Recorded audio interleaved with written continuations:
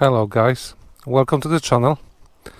Today I've got video lineup for you about Norden 901 Expedition full in-depth review. I plan to talk about the bike, how I get on with it, and give you in-depth review what I find good, bad and ugly about the bike. And there's a lot of good, there's not a lot of bad and ugly, but I'll talk about everything I can think of. I will compare the bike a little bit to some of the other bikes I've had in terms of, it's not a comparison, this is the bike review, but I just want to compare it to my GS and my Tenere and my Gasgas ES700 Enduro in terms of how different that bike is, and that kind of gives it a little bit of context, I suppose. So I've done 2,000 almost 100 miles on this bike. I've ridden a lot off-road, took it to Wales for the off-road experience. It's done a lot of miles off-road, so what is it, 3,500 kilometers, something like this? Maybe my math is wrong. Something like that. 3,000 kilometers roughly. I suppose I had it for a few months now, and it's time to talk about the good, bad and ugly. So bear with me as I ride the lanes.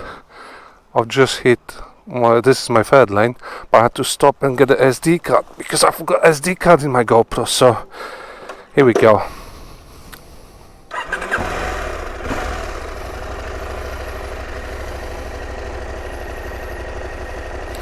Off-road mode, and we're ready to go. Fold the mirrors, off we go.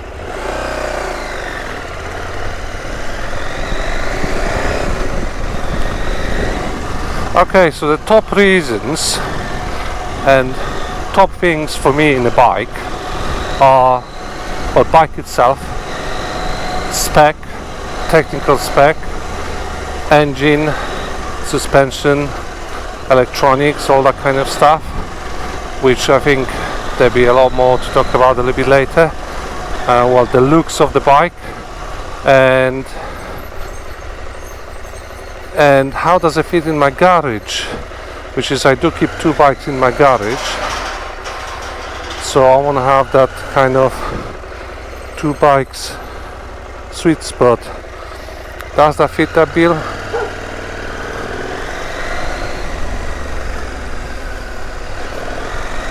Thank you. Well, we'll see about that. What do I start with? The good, the bad, the ugly. The ugly. I can't think of anything I sort of hate about this bike. So it's gonna be a very positive video because there isn't anything ugly I can think of. The bad, I don't know. We'll see. The bad, I have to think about it. There's a bit of a noise, I think. Ah, that's good. The engine is good. The engine is really good. 900cc.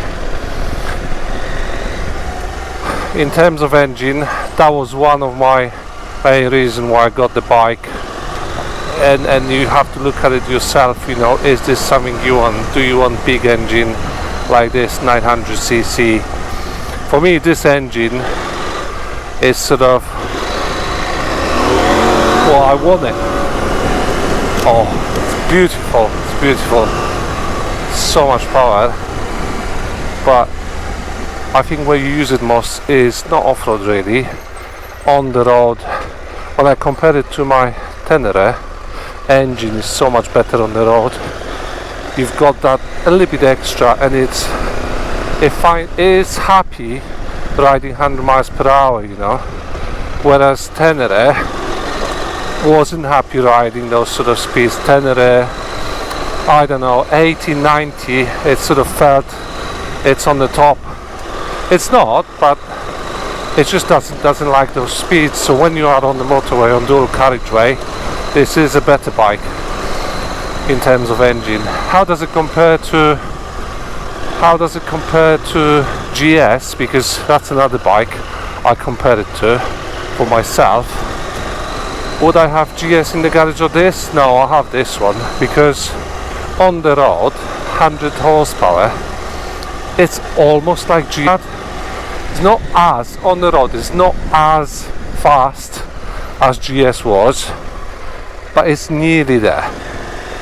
You kind of top end when riding really fast, which you won't do on the knobbly tires, which we get to in a minute, but when you ride really fast, then you feel the difference with GS. It's got all the extra power if you want, but that's over 100 miles per hour sort of speeds we're talking.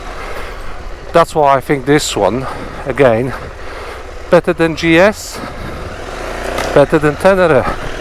Perfect sort of sweet spot, 900cc mid-adventure sort of level. Perfect sweet spot for me. Absolutely fits the bill without a question. So that is really number one for me. The engine. When I compare it to one cylinder Gasgas Enduro 700, well, you can't really compare it. Less vibration, is better, smooth. To V-twin, it's completely different, so I'm not really drawing comparisons here. Yeah, so reason number one, engine.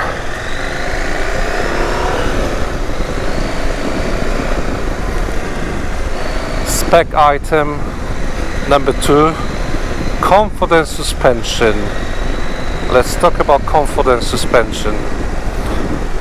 Suspension that comes on this bike, WP Explore, absolutely brilliant, absolutely love it. You essentially got KTM 890 Adventure R in a pack of Husqvarna, absolutely brilliant. I've changed the setup on the suspension.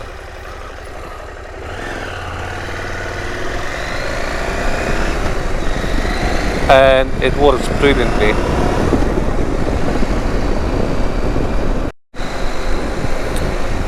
So seat is very comfortable, super comfortable, but just take a note, bike seat's a little bit high. I'm 6.5 foot, so actually whether it's on a high setting is perfect for me. Not ideal off-road, thank you. Not ideal off-road, but it's because it's kind of hard to reach the surface. I will tippy toe on the high seat setting, and I'm 6.5, so for lower guys out there, might not be ideal. The reason is the seat is really wide. Seat is wide, and if you short leg, that's when you might struggle a little bit. On a low seat, I won't tippy toe, but on a low seat, I find it on the longer road journeys, it's a little bit too low, and my sort of knee angle is a little bit too high. So I don't really like it on the low. I suppose that's bad. But I do have it sometimes. If I do a lot of off-road, I'll just flick it on the low setting, which is then better, easier to reach the ground just in case you need it. Seat, suspension, once you have it set up right for yourself, absolutely brilliant. Absolutely love it. And ground clearance with this, I suppose, with the suspension, ground clearance is really good.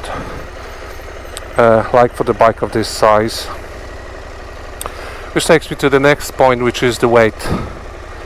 But before I get to it, enjoy the lane. I need to do the uphill without talking. Need to concentrate. Let's enjoy that.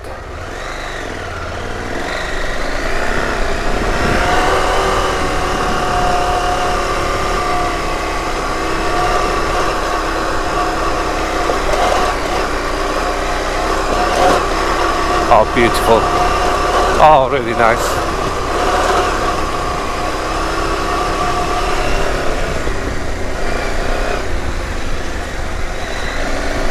Okay, so reason number 3 for me, spec wise, is weight of the bike. This one comes at 205 kg, and compared to Tenere, it's about the same weight. When I compare it to GS, it's lighter, much lighter. No, I wouldn't say it's easy to pick it up. It's still quite hard to pick it up, but as hard as it is to pick up Tenere, and it is lighter than GS, and with the width down the bottom and sort of the tank, it reminds me a little bit like GS. It's quite wide, but another benefit is the fuel is down low. So with the fuel being down low, center of gravity is better, and that brings me to another reason why I like it better than Tenere, because that center of gravity being down low, you do feel it. It's nice. It's easy to flick the bike around. It's easy to handle off-road. So another good thing about this bike is tires and the tubeless setup. It comes tubeless with this sort of spokes are sealed off from there, so they meant not to leak the air. I found with mine they did a little bit after changing tires. Don't know why, but one of the spokes leaked the air. I had to seal it with one of those sealants that you pour in the tire. I do have them for small punctures anyway, just in case. So, but tubeless setup, absolutely brilliant. Again, you can carry the kit, which I do have in my backpack. Carry the tire fix kit, and off you go. Don't have to take the wheel off, and that in case puncture happens. So better setup, again, better than Tenere. GS is the same tubeless, so can't compare it, but my gasket is tubed, so you have to carry more stuff with you. So that's the good stuff about Norden, and recently I like riding this Norden a little bit more than my Gaskas and GS. This is why if I was to have only one bike, I think Norden Expedition, that's it. I'll have one, just this one. Anyway, let's do that lane. I can't talk, this is hard one, so I came off last time on my Gaskas doing this one. See how it goes. This is tricky uphill with roots. Yeah, I'll take it slow.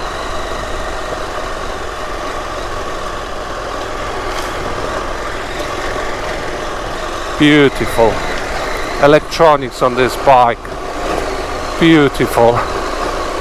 I came off on the Gaskas and I was going like mad up that hill. You can see on one of my reels, I'm off, how I came off on this. Whereas Norden, slowly, gentle power delivery, nice linear power delivery, and off it goes. Beautiful. That's another reason why I like it better at the moment. I find it easy to ride. Probably makes me a better rider with the electronics package it's got. Anyhow. Oh, lovely views up here. Lovely views. This is a really nice lane that was. And that's why I need tires that are like 50-50, but when they are off-road, I need them to be good off-road, so I'm probably leaning more towards more off-roady tires, and those Pirelli Scorpion STRs. I suppose that is one bad thing about this, as it comes off the factory. I had to change the tires first, almost first thing. So tires is a bad. Should have better tires on it, better for off-road, in my opinion. Another good thing about this bike is lights. I think the lights are excellent. The front headlight is great, and it comes with spotlights or fog lights as a standard, so that's another great thing. Well done, Husqvarna. I remember with GS that was something like extra £400 if you wanted sports. GS people like a lot of spotlights, a lot of Denali. I'm not generalizing, but I had Denali set as well. I did like it on my Tenere. Kind of no need on this bike because it comes as standard, and visibility is improved. So there you go. Bit of a tan over there. Perfect timing. Yeah.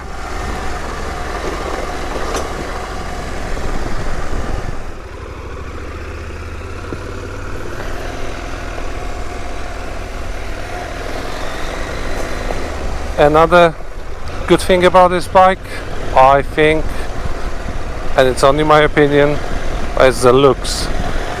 I like it. I like the way it looks with the round head, like a bit retro, some say. I don't, I like it. I just like it. And if it's sort of, to me, the bike is thought through by Husqvarna engineers. It's just everything makes sense in terms of the look, how the front plastics are, and so on. Whereas what they did with KTM 890 Adventurer, by extending a little bit of the plastic in the front, I just think it's almost trying to fix a problem that's there. I think Husqvarna did the right thing. It's designed from scratch, and it looks how it meant to look. Whereas I don't like the KTM though. You see, that's why I didn't get the KTM. Well, one reason why. But to me, it just doesn't look finished, and the headlight is nice. So that's my opinion. I like the looks of it. A lot of people actually, where I stop, and walkers, people who just sort of not into bikes, they even say, oh, nice looking bike, nice looking machine, and I think it is.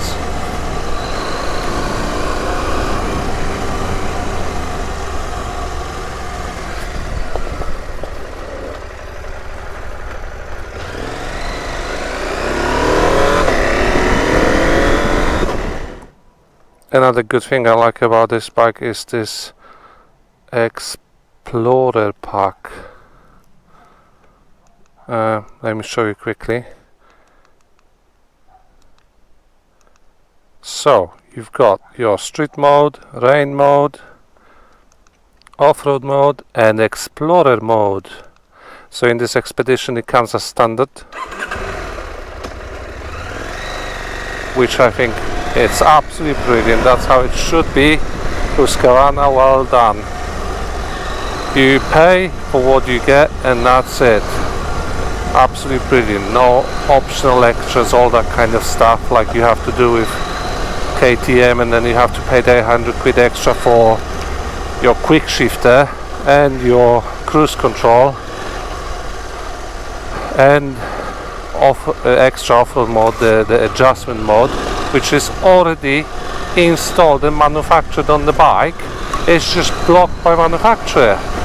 That's what KTM does. It's ridiculous. I hate it. So for me, that's a hate to KTM when you have to pay for it. That's an ugly thing.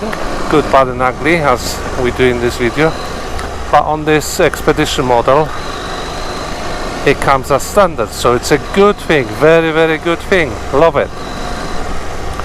In terms of the extra bits that I like in sort of order, for me, quick shifter. I think quick shifter is number one. Quick shifter is very good. It's very smooth. Better than quick shifter that I had on the GS. And it's as good as quick shifter that is on the Gasgas ES700 Enduro. So quick shifter is thumbs up. It's really, really good.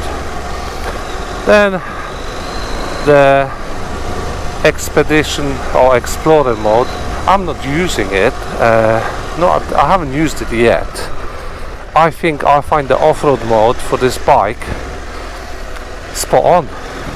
I just flick it to off-road, it remembers it, that's another good thing.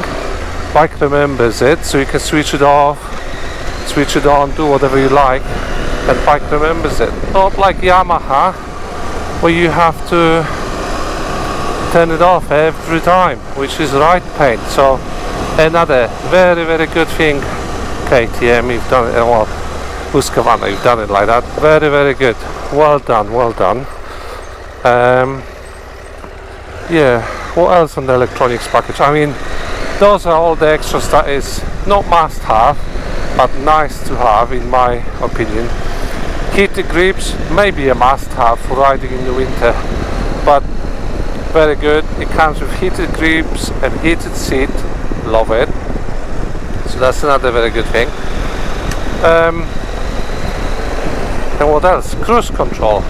Probably I use it least on the bike. I like to, that's my cruise control here. That's my cruise control.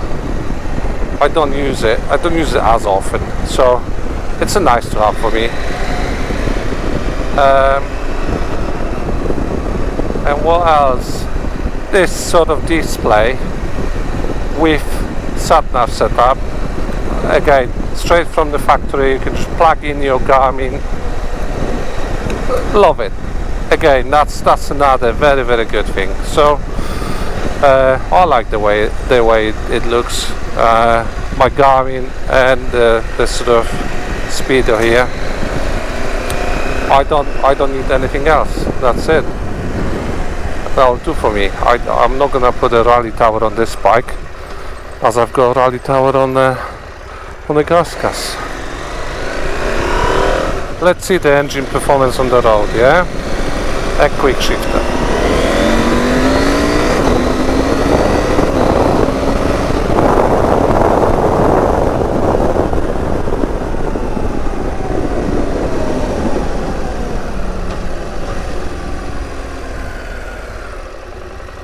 I think that's good.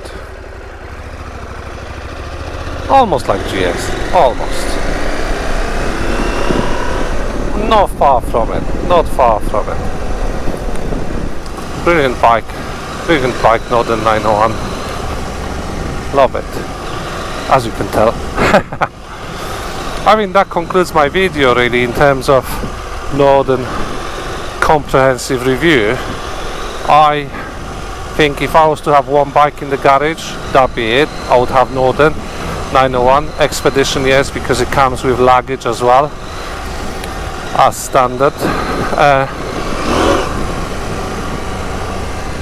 If I was to have two bikes in the garage, I would still have Norden as my primary bike. If I was to have three bikes in the garage, definitely Norden is still there. I might wanna then have Norden, ES700 Enduro, and maybe bigger bike like Ducati Multistrada before. Yeah, I think I wouldn't go for GS. I'll go for Multistrada. That's then, yeah, loads of electronics, so on. But that's three bikes in the garage. It needs to be something that's significantly different than 900. And to me, I compare the GS 1200 to this one. I'd rather have this, not a GS. I couldn't justify the GS 1250, so that's me. And four bikes in the garage, yeah, still have it. So, and so on. I always have place for this bike in my garage, that's for sure. I hope you enjoy my video, I hope you enjoy the lanes. There might be a couple more lanes today.